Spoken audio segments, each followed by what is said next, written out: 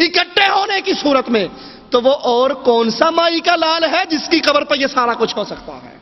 کیا آپ سے اور مجھ سے توحید کوئی ڈیمانڈ نہیں کر رہی؟ کیا اللہ کے نبی کی یہ دعوت ہم سے کچھ سوال نہیں کر رہی؟ سوچئے، اپنے اپنے دلوں میں سوچئے، محبت کا تقاضا ویسے عبادت کی جائے جیسے محمد الرسول اللہ صلی اللہ علیہ وسلم نے کر کے دکھائی۔ اللہ کے نبی نے نماز پڑھی، نماز پڑھ کے صحابہ کو نماز سکھائی، کہا صحابہ جو نماز میں نے تمہیں سکھائی ہے، یہ نماز مجھے جبرائیل نے سکھائی، اور جبرائیل نے بتایا کہ یہ نماز کا طریقہ مجھے رب نے سکھایا، اور آرڈر جاری کیا، صلو کما رأیتمونی اصلی، نماز ایسے پڑھو جیسے محمد الرسول اللہ نے پڑھ کر دکھائی۔ ہمارے ہاں نماز حنفی، نماز جعفری، نماز قادری، نماز نقشبندی، نماز سہروردی، نماز فلاں فلاں فلاں، تمہارے نبی کا نام کیا ہے؟ او جی نماز ہی پڑھنی ہے نا، اتنے ہاتھ رکھ لو چھڑ دیو، کوئی گل نہیں، نماز ہی پڑھنی ہے۔ یہ شریعت تیری نماز کی بھوکی نہیں، یہ شریعت کی ڈیمانڈ یہ ہے، محبت کا تقاضا یہ ہے، نماز پڑھنی ہے ویسے پڑھ جیسے محمد نے ابو بکر، عمر، عثمان و علی کو سکھائی۔ مرضی کی عبادت کرنے والا سچی محبت نہیں کیا کرتا۔ اللہ کے نبی علیہ الصلوۃ والسلام عید کا خطبہ ارشاد فرمانے کے لیے، عید کی نماز پڑھنے کے لیے نکلے۔ بقرہ عید، ایک صحابی کے گھر سے نکلتے ہوئے خون کو دیکھا۔ اگر مرضی کا عمل چل جائے ہے تو کام اچھا نا جی، کوئی بات نہیں، چلہ لگانے میں حرج کیا ہے، کوئی بات نہیں، کام تو اچھا ہے نا، قرآن خوانی کروانے میں حرج کیا ہے، کام تو اچھا ہے۔ پوچھتے ہیں یہ خون کیسا ہے؟ کہا آقا آج میں نے یہ سوچا تھا، آج میں قربانی نماز سے پہلے کر لوں، گوشت تیار کر لوں، کیونکہ ہمیں عید کی نماز پڑھنے کے بعد قربانی کرنے میں بڑی تاخیر ہو جاتی ہے، اور سب سے پہلے میری قربانی کا گوشت غریبوں کے منہ میں چلا جائے۔ کتنی اچھی سوچ ہے، بری سوچ ہے؟ سوچ اچھی ہے، سوچنے والا آپ اور میں نہیں، صحابی رسول ہے۔ اللہ کے نبی فرماتے ہیں میرے صحابی تیری قربانی نہیں ہوئی، قربانی کرنی ہے، عبادت ہے، مرضی تیری نہیں چلے گی، طریقہ محمد الرسول اللہ کا چلے گا صلی اللہ علیہ وسلم۔ ایک صحابی کو دیکھ کر پوچھتے ہیں کمزور کیوں ہو گیا؟ وہ کہتا ہے آقا اگلے جہان کی تیاری کے لیے، قبر کے عذاب سے بچنے کے لیے عبادت کر رہا ہوں، 1 سال سے لگاتار روزے، 1 سال سے لگاتار تہجد کی نمازیں۔ ہائے ہائے ہائے، اپنی مرضی سے دین پر عمل کرنے والوں، اپنی سوچ سے مسئلہ سمجھنے والوں، یا ملا مولوی کی بات کو ہی دین بنا لینے والوں، یہ صحابی رسول، سوچ صحابی کی۔ فرماتے ہیں میرے ساتھی تیری اللہ نے نہ کوئی روزے کی عبادت قبول کی ہے، نہ رات کی کوئی 1 رکعت قبول کی ہے۔ 1 سال کے روزے، 1 سال کے تہجد کی نمازیں، وجہ کیا ہے؟ تیرے اس عمل پہ امام اعظم، قائد اعظم محمد الرسول اللہ کی مہر موجود نہیں ہے۔ عبادت اپنی مرضی سے نہیں، محبت کا تقاضا ہے۔ اللہ کو پوجو، پوجنا ہے صرف اللہ کو، پوچھنا ہے صرف رسول اللہ کو۔ اللہ کے علاوہ کسی کی پوجا نہیں ہو سکتی، رسول اللہ کے علاوہ کسی سے پوچھا طریقہ نہیں جا سکتا۔ پوجنا اللہ کو، پوچھنا رسول اللہ کو، اور اگر ایسے نہ کرو رزلٹ کیا نکلتا ہے؟ سفر ہے جہاد کا۔ اللہ کے نبی علیہ الصلوۃ والسلام عصر کی نماز کے بعد، رمضان کا مہینہ ہے، روزے سے لشکر ہے، دودھ پی کے افطاری کر لیتے ہیں۔ کچھ صحابہ سوچتے ہیں، سوچ دین نہیں بنا کرتی، حرج کیا ہے کہنے والوں، یہ محبت کا تقاضا نہیں ہے۔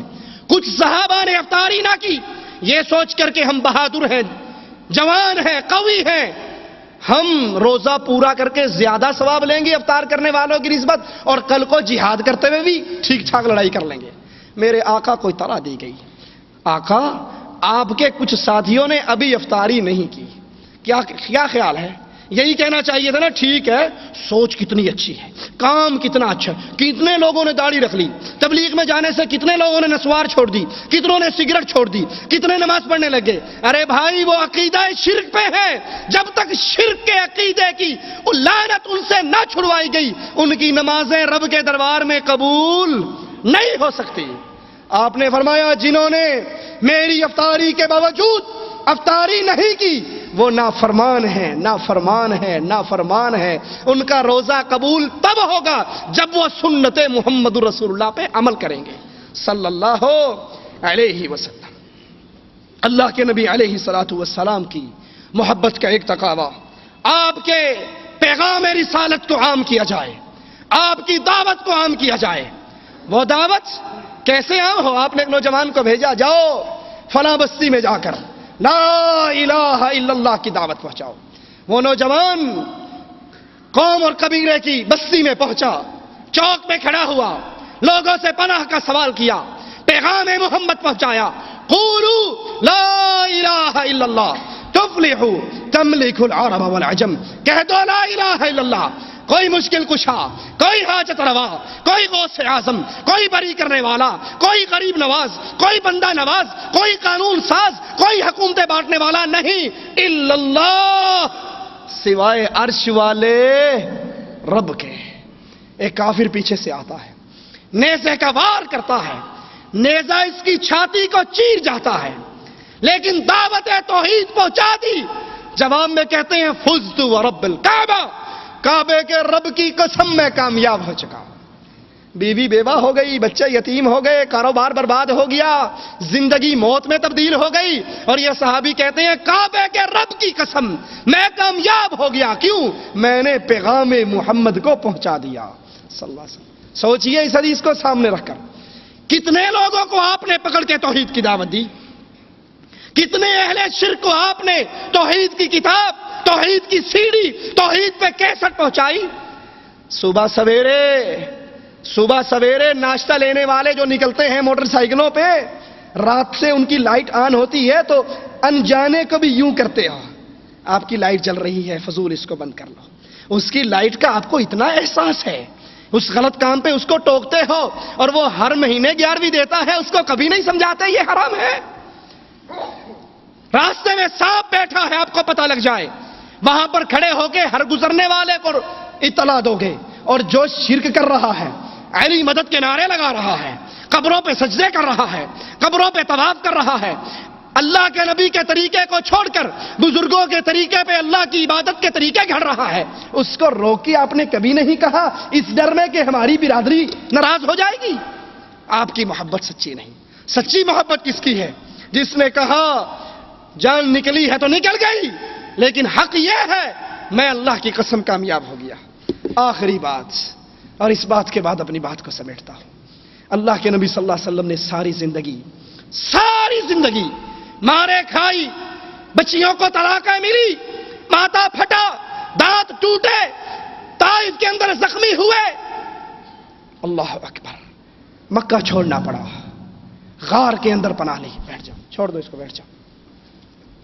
غار کے اندر پناہ لی، مارے کھائی، سب کچھ برداشت کیا. کیوں؟ ایک سوال، اور ہر اہل ایمان سے ایک سوال، اللہ کے نبی نے یہ سارا کچھ کیوں کیا؟ چودراہٹ چاہیے تھی؟ بادشاہت چاہیے تھی؟ وہ تو پہلے ہی کہہ دیا تھا اہل مکہ نے آ کر کہ بادشاہ بننا چاہتے ہو، صدر بننا چاہتے ہو تو آؤ آپ کو اپنا صدر مان لیتے ہیں. آپ نے کہا نہیں. کہا کسی حسین لڑکی سے شادی کرنا چاہتے ہو تو وہ بھی دیتے ہیں. کہا نہیں. کہا مال و زر کے متلاشی ہو تو مال لے لو. آپ نے کہا نہیں. یہ تو سارا کچھ آپ پر پیش ہو چکا. اللہ کے نبی نے دانت کیوں توڑوائے؟ اللہ کے نبی نے ماتھا کیوں پھڑوایا؟ چچا حمزہ کے ٹکڑے کیوں ہوئے؟ طائف میں پتھر کیوں کھائے؟ مکہ کیوں چھوڑا؟ غار میں کیوں چھپے؟